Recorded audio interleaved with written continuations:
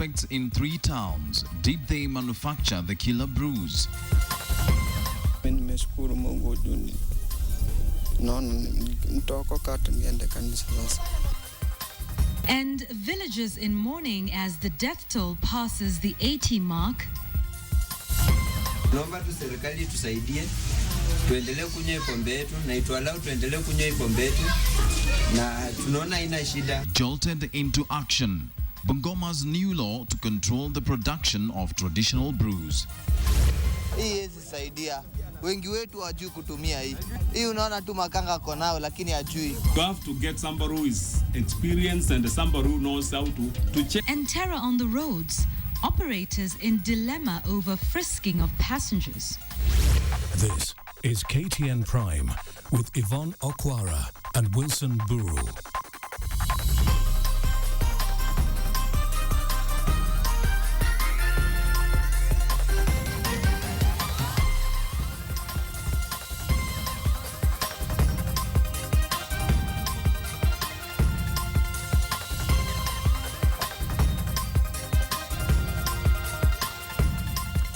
Good evening.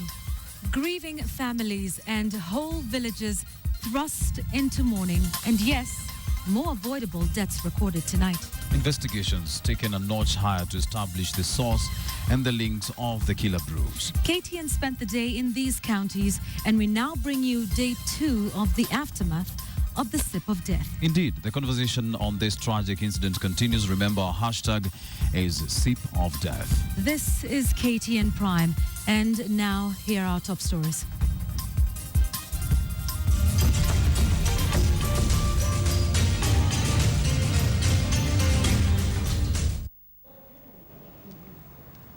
The police say they have arrested 3 suspects in Limuru, Nairobi and Machakos on suspicion of being the source of the killer brews, whose death toll now has reached 87. A bar owner in Makueni has also revealed that his supplier from Thika has gone into hiding.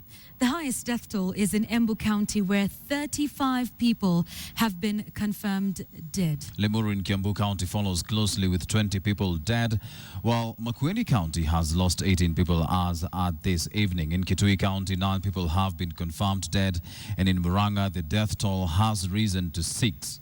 Naivasha has also joined the list with 1 person, and Edith Kimani will have some of those details for us in just a moment.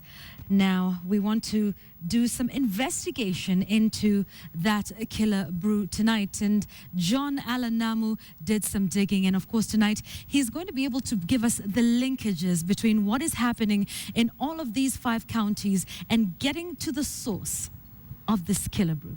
He's John Allen Namu. What was in the alcohol that is killing more people with every passing day is not yet known. Lakini this is country killer. But police investigators are now certain of where the alcohol that has brought grief in 6 counties came from. This thing was brought from Nairobi. We are suspecting it could have come from Nairobi, but Nairobi are also investigating the source, because it looks like it is the same stuff which was consumed in these other counties. You know, now it is in 5 counties. Police are following leads that the alcoholic drink may have been concocted somewhere in Kariobangi, in one of the buildings housing the many light industries there. They believe that the alcohol was poured into barrels and driven elsewhere, upon which it was then put in the Countryman bottles that the killer brew was found in, among other bottles. Then the police believe that the brew was driven to Embu, Limuru, Muranga and Kitui, where it was resold before those who died were able to get their hands on it. The way this poison is acting is like the patients are being stable, and later on they are turning, their condition is turning to the worst. Whereas the police have now arrested 3 individuals in connection with the brew, it is feared that the alcohol may have been sold to a number of wholesalers, meaning that there may be even more of this killer brew in dens across the country that has yet to be discovered. The arrest of 3 different suspects in Nairobi, Machakos and Limuru, suspected to be the source of some of the killer brands, may help police understand just how far they may need to look for the remaining killer brew. The content of methanol was so high that he could not manage to mix to the level that they could be consumed by people. So far, the brew has killed 35 people in Embu County alone. And even as heads have begun to roll in Embu and other areas, responsibility for the deaths may come home to roost in Nairobi. With investigators now focusing on Nairobi as being the epicenter in the sale and production of the illegal brew that has killed upwards of 60 people across the country, focus now shifts to another question. What are the regulations around the sale of industrial alcohol? Those questions perhaps can be answered by the Public Health and Safety Board, led by the Director of Medical Services. John Alenamu, KTN, Nairobi. Right, let's now give you an in-depth coverage of that story. Our first story, we gave you the statistics. Police now saying they've arrested 3 suspects in Limuru, Nairobi and Machakos on suspicion of being the source of the killer brews, whose death toll has now reached 87. Naivasha has also joined the list with 1 person dead. And as Edith Kimani now reports, it is just under 72 hours since the first death was reported. 3 people are now headed to the police cells over these deaths. The search for those responsible for brewing and distributing a brand of illicit brew that has claimed more than 80 lives has been intense. But after 72 hours, police claimed they had the first 3 suspects. So I guess that's the reason why you came to investigate these premises. It is here, at a warehouse in Embakasi, that police made one of 3 arrests. 1 suspect was arrested in Limuru, 1 in Machakos, and the 3rd, the manager of this warehouse. I was arrested as a suspect of brewing these illicit brews. So he was arrested so that the alcohol could be analyzed by government chemists. Problem is, investigators could not find even a drop of the said brew. Reports then emerged that the brewing was done in this house, but that too proved to be a dead end. The suspect has since been released on a cash bail, but police say there is hope yet. At the end of the 3rd day of unrelenting deaths, police now have a clue where the deadly liquor could have come from. Around here we don't have illicit dens here. That is in our knowledge. What we know is this alcohol was imported from Ruhai. The matter, however, still remains classified as under investigation, with only sparse details emerging. Police boss David Kimayo was reportedly holed up in meetings all day with the Director of Criminal Investigations, Degwa Muhoro, together with their deputies in efforts to get to the bottom of the situation. Government Chief Pathologist Dr. Johansen Odur is expected to make his way to Embu on Friday to help conduct postmortems in an effort to find more clues. At the moment, however, little is yet known, with questions of who, where, and how remaining crucial and unanswered. Edith Kimani, KTN. Now, a big question tonight we're asking, is poverty to blame for the deaths from the killer brews? Is poverty to blame for the deaths from the killer brews? That's right. Continue to send us your thoughts this evening as we engage and discuss on this issue. Remember, we'll have a top toxicologist to tell us just what is in these killer brews. In the meantime, send your comments to the number 22155. Start with a yes or no, followed by a brief comment. Also, leave us your name and your location on Twitter at KTN Kenya, at Yvonne Okwara, and at Wilson_Mburu. The hashtag tonight, Sip of Death. Now, most of the people who lost their lives in Limuru area of Kiambu County were neighbors and friends from close villages. Wilkis Tanyabwa now brings us the sad story of villages in mourning and families that were almost wiped out as fathers and sons died together. Nazareth village in Limuru, Kiambu County is far removed from the biblical Nazareth. The residents here are burdened by earthly worries, bracing themselves for more bad news.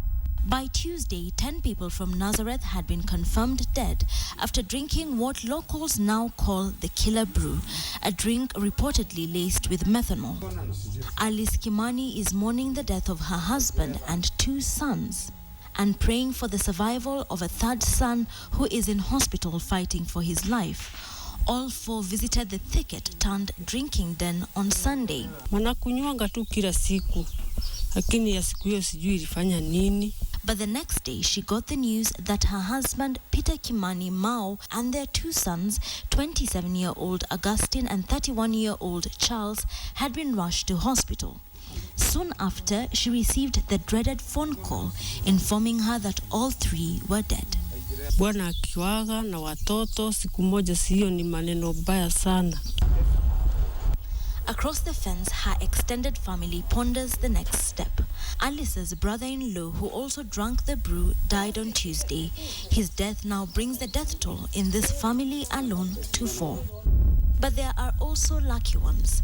22-year-old Wycliffe Sirenge was headed to church on Sunday when he decided to have a drink first. Nilikunywa zaidi. Kanikula na nikaenda kulala kwa kichaka. Kuanzia saa 5. Niliamka saa 10, hata sikujua ni saa ngapi. Sasa kesho yake Monday asubuhi, nilikuwa nimeenda kulala kwa rafiki yangu. Nikaambiwa rafiki yangu ameaga. Watu wameanza kuaga juu hiyo pombe ya Jumapili huko nga. Residents say consumption of illicit brew in this area has always posed a problem. The changa, referred to as mood in slang, is deliberately sold in the thicket, far from the prying eyes of police officers. Sasa tunakimbilia huko msituni, Sauli, hakuna mtu atakushika tena ukikura mahali yako. Residents claim the drink is brewed elsewhere, transported here and watered down. Hiyo pombe kuna nyekundu na kuna nyeupe na viko ndani ya chupa. Na hii nyekundu ile wanakunywa huwa inaongezwa maji. Lakini sasa hawaongezi maji, huwa wanapiga tu touch kama iko hivyo mpaka unaona mtu anapenya meno. The death toll has now risen to 20, sparking off a flurry of activity. 13 people have been arrested, and the Kiambu County Assembly has moved a motion to disband the alcohol board. But even as the government digs deep for a solution and family members make funeral arrangements, survivors say the incident has caused them to see the light. Or has it? Mimi nimeshukuru Mungu juu naona nitaokoka hata niende kanisa sasa.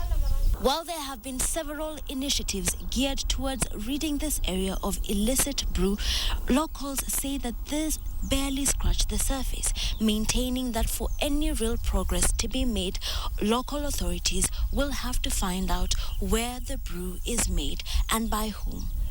Wilkiston Nyapwa, KTN in Nazareth, Kiambu County.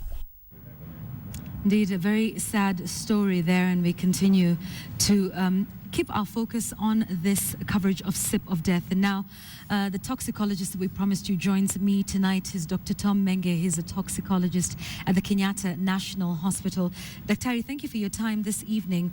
What is in these killer brews that is causing people to go blind, and 87 deaths tonight already? What we suspect from the symptoms that we are seeing currently, it's possible that this is a brew that is laced with methanol. The symptoms are indicative that probably it's a brew that is adulterated. Okay.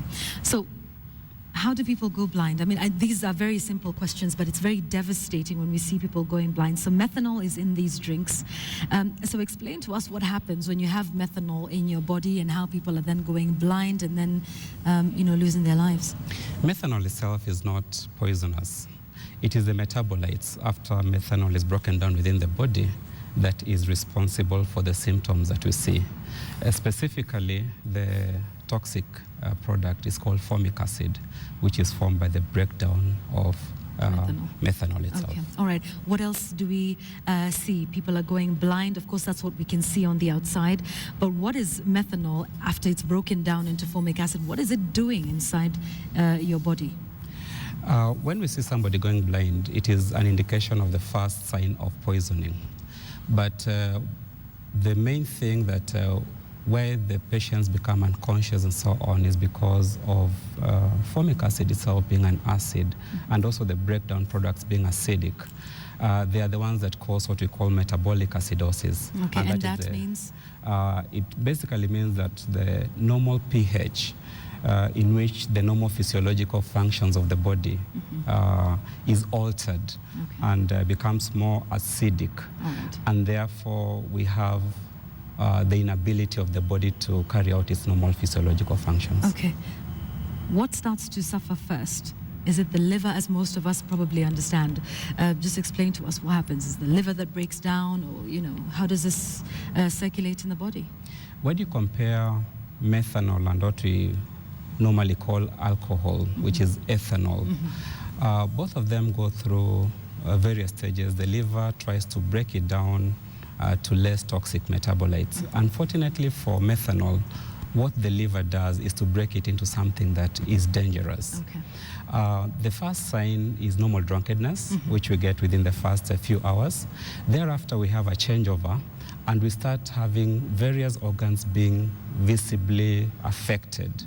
For methanol specifically, formic acid will start showing signs of blindness or visual disturbance coming in. Okay, so this is one of the symptoms to look out for. If you know somebody who's been taking a drink, their vision shouldn't be blurred? Normally, the vision should not be blurred. And for us, it is a warning sign, especially if the people that you've been out with, probably somebody starts having visual disturbance.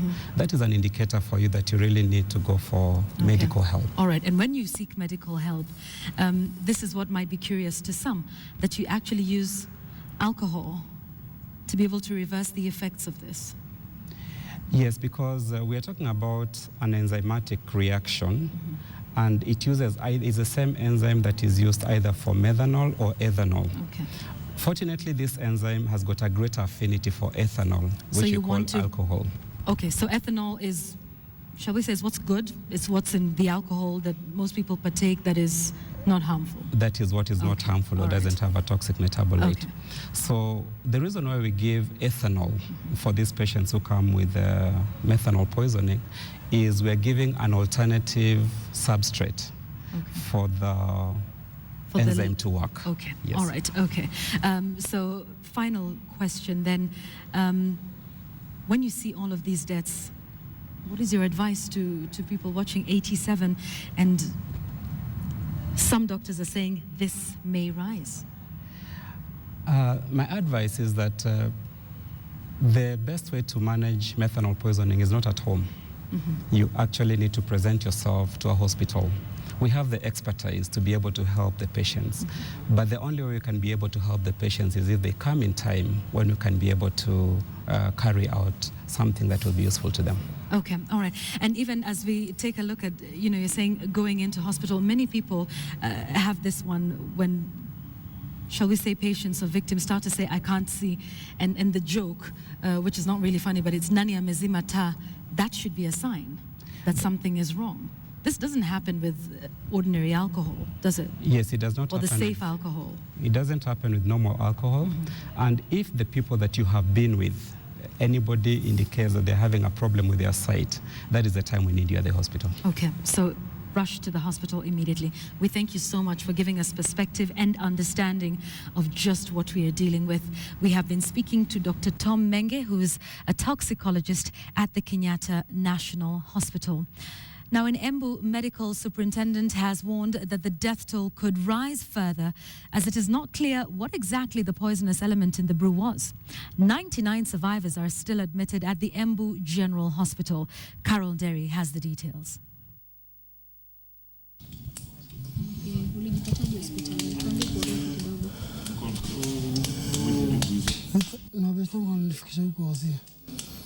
All George Gashia hoped for when we spoke to him yesterday at Ward 2 of the Embu General Hospital was to regain his eyesight.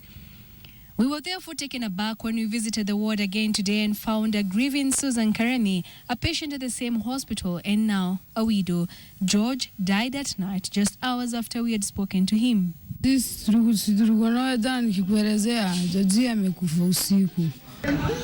A Form 3 female student who had also imbibed the killer brew succumbed today at the female ward of the hospital. Maybe kesho ikuwe kama huyu si ameanzia asubuhi. Alianza kusema sioni. Tukamuuliza ukweli ya uoni, akasema aoni. This baby is oblivious to the goings-on around him, having lost his mother, a single mother, to the brew. Aliadmitiwa na mama yake wakati alikunywa hiyo pombe, so they were brought to the hospital. Welcome back. You're watching KTN Prime. Some PSV SACCO officials and Matatu crews are raising questions over the effectiveness of passenger screening by bus and Matatu crews. They argue touts and drivers are not trained and have no idea of what to look out for. And as Rita Tinina now reports, the National Transport and Safety Authority Act does not compel SACCOs to screen passengers. In Githurai, the Superhighway 45 SACCO, whose bus was involved in one of the improvised explosive device attacks on Sunday, grounded its buses. They were protesting the arrest of 5 of their crew members on charges of abetting the Sunday attack for failing to screen passengers. The 5 were each released on a 5 million shilling bond. Solution sio kushika dereva na makanga waitishe 5 million ama 1 million na dereva hata ukimutisha 30,000 hawezi pata. The National Transport and Safety Authority Act is silent on the issue of screening passengers. Nevertheless, some SACCOs are taking the initiative. Here, this man has a double role. He acts as a tout and the one in charge of screening passengers. As the metal detector beeps and beeps some more, questions arise as to just how effective such a screening exercise is. Hata nikiona mbongo hapa sasa usiwezi jua ni nini. Hata nikikuangalia hivyo, hata nikikuguza hivyo, hii mshipi toe sauti, ndajuaje kama uko na bomu. Mimi si expert wa bomu. Hawa askari wenyewe mbona wasikuja stage wa inspect watu?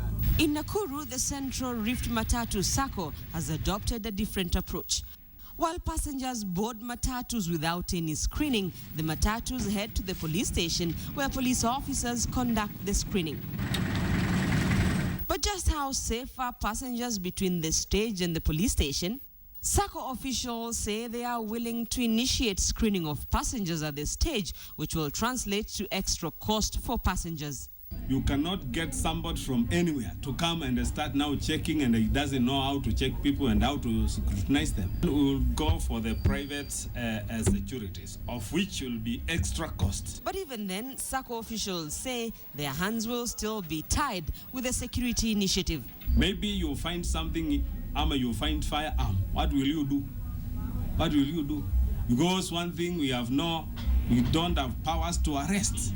The National Transport and Safety Authority Act lays emphasis on issues such as vehicle inspection, licensing, and working hours for drivers. But as SACCO officials raise questions on the screening, many SACCOs are flouting the existing act with no adherence to, among other things, the requirement to take a passenger manifest before the commencement of a journey. Rita Tinina, KTN.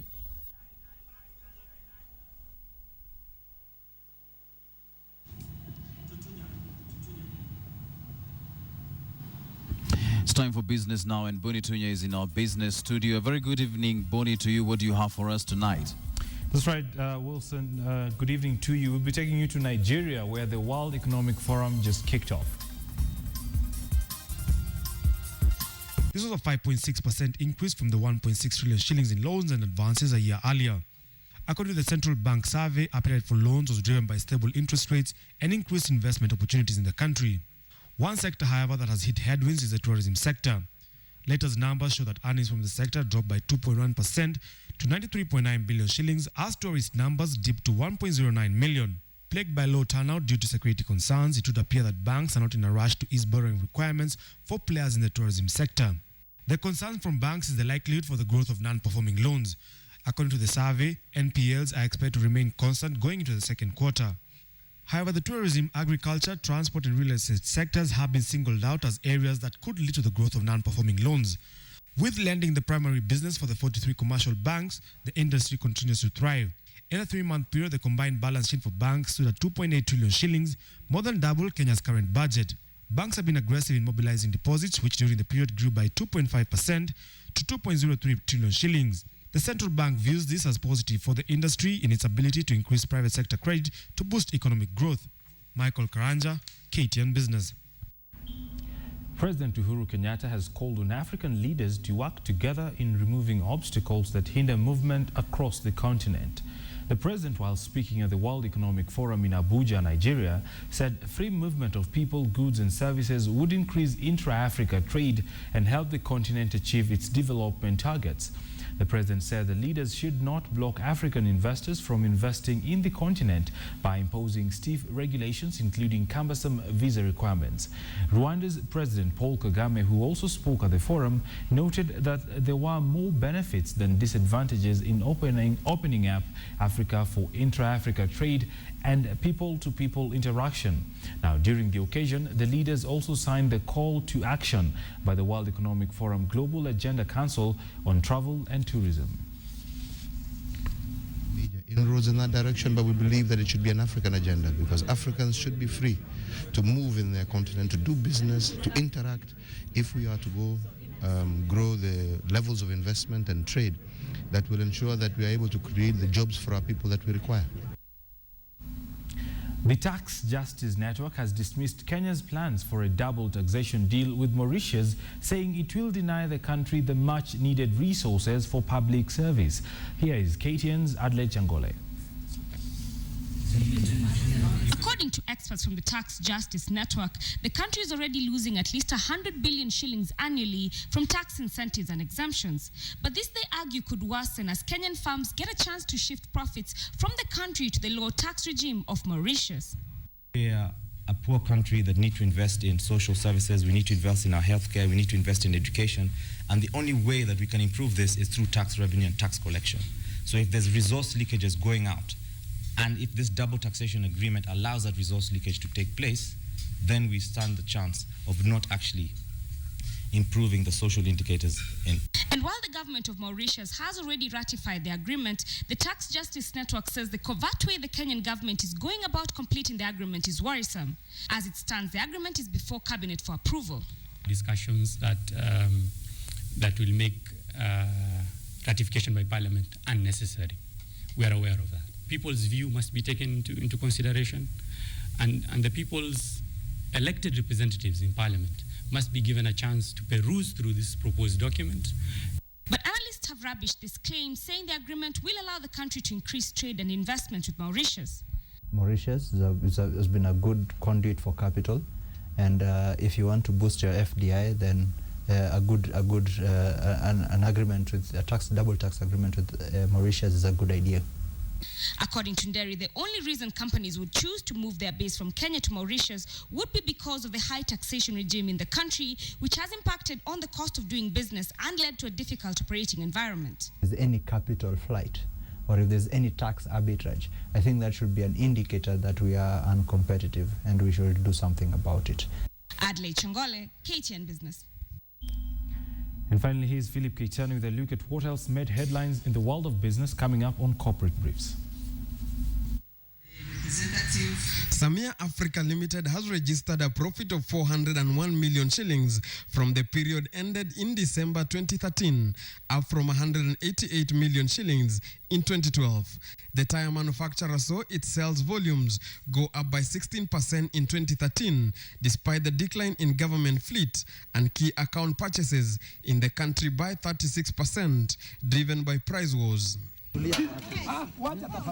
Elsewhere, trouble is brewing in Nyeri County's coffee sector with the county government accused of stockpiling. Nyeri is among the several counties that have been pushing to market their own coffee, but it would appear that this is all but a facade, with an estimated 135,000 bags piling up at the Sagana coffee mills with a value estimated at 3 billion shillings.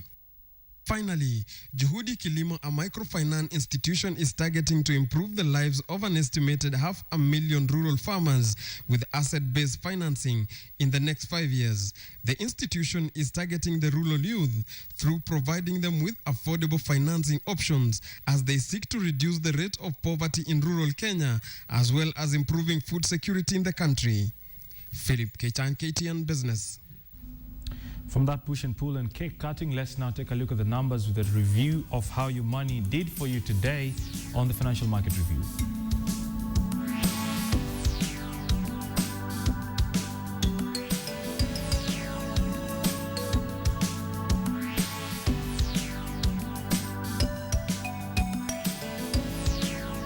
children. I'm voting for my grandchildren. If change is going to start, it's going to start now with me. Our generation is, we were not there, so we don't really know what happened. So we don't really feel the pressure to vote because we don't really know what happened. So, but I feel very privileged because I know how our country, the freedom that we have now is compared to other countries in Africa. And so, yeah, it's a privilege. Well, it's now time for sports news, and Lynn Mashira is in our sports studio tonight. Thanks for joining us, Lynn. Today we're making a comparison between Adel Amrouche and Jose Mourinho. Yeah, Hassan Juma has that report, but that's not the only. And shifting gears from football, players from the National Secondary School champions Kwathanze Girls form the bulk of the national volleyball team to the second edition of the Africa Youth Games that will be held in Gaborone, Botswana at the end of this month. The team is currently in residential training camp at the YMCA Shauri Moyo to get used to the indoor arena ahead of the games. Kwathanze Secondary School from Machakos will be watching this year's Africa Youth Championships with a lot of interest. That is because 5 of the 12 players picked by head coach Catherine Mabwi are the school's pillars. The second edition of the Africa Youth Championships will be held in Botswana at the end of this month. ASC Kosirai School and Mautama Secondary School also contributed players to the national team. This is the team that will take over the senior team in the future, and the expected exposure in Botswana will be invaluable. The training conditions here at the YMCA Shauri Moyo Indoor Gymnasium may not be the ideal conditions, but Coach Mabwi says it is better than training in an open-air court. My realistic target is to get to the medals, and I'm working towards the gold. It's possible if only the girls will listen to what the coaches tell them, and that one I don't think is a big problem to improve on their fighting spirit. The last time a national volleyball youth team took part in a competition was during the 2010 Youth Olympics qualifiers. Egypt, South Africa, Rwanda, Mauritius, Nigeria, and host Botswana will be taking part in the games. As a coach, I would prepare myself and the players that they go full swing. We don't underrate any team that comes into that championship. With the senior women national team having set standards so high in Africa, these junior players admit the pressure on their young shoulders is surmountable. Lazima to imitate how obvious ndio at least to keep your knee level ya Kenya kukua top. So hata sisi tunawa aim to hata sisi to emerge the best in Africa.